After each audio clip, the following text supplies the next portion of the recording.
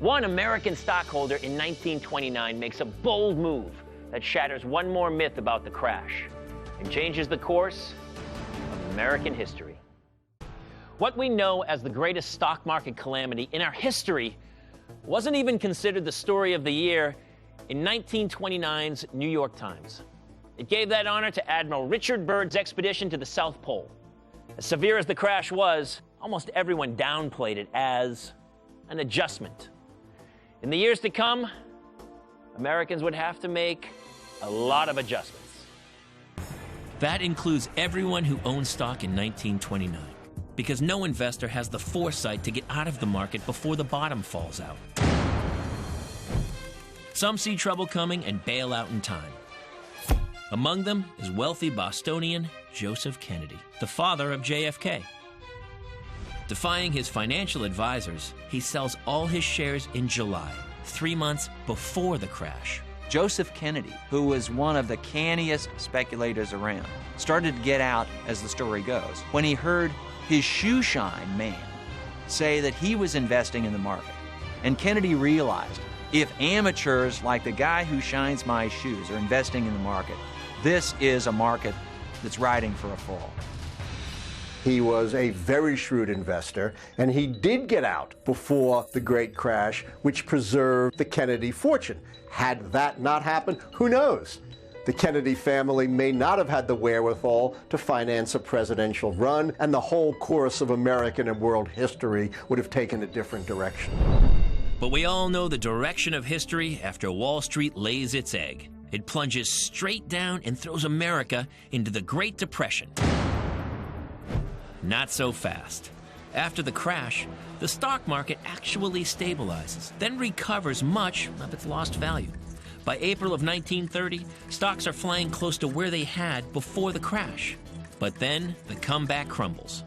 And the real downturn in the market took place over a couple of years and was a slow, grinding downturn, not a sudden crash. This slow-motion crash doesn't garner the headlines of 1929, but it's the one we should really remember. On July 8th, 1932, the market hits rock bottom. It's lost nearly 90% of its value since its 1929 high. So that has to be the crash that causes the depression, right? Sorry, the real story isn't so simple. What really affected most people were the bank runs that started in late 1930. And those were extremely painful for many middle and low-income families.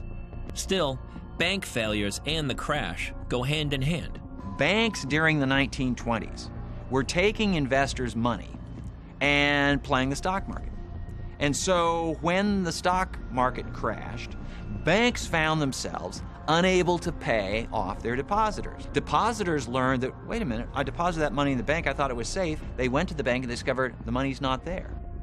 Other causes of the Depression have no link to the crash, like Congress passing the Smoot-Hawley Act in June 1930, raising U.S. tariffs by 50%. Other nations retaliate, and world trade collapses, and the Federal Reserve makes a crucial mistake.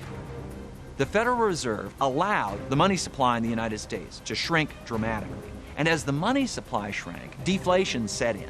And when prices fall, people, consumers, don't have any incentive to buy. Because if I know that this thing that I'm thinking about buying today is going to be cheaper a month from now, I'll just wait. And as a result of this, demand began to collapse. So it was almost like a sinkhole. Then, in 1932, President Hoover decides to tighten credit and raise taxes to balance the budget, taking even more money out of people's pockets. These complex facts have been largely forgotten because the myth of the crash offers a simpler explanation.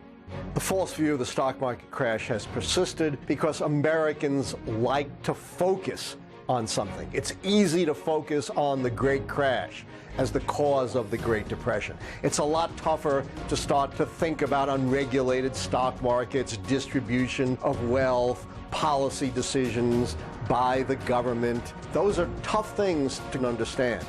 The truth is complicated. Myths are simple. That's why we often remember them better, the real facts. But don't forget, the market value of getting the story straight priceless.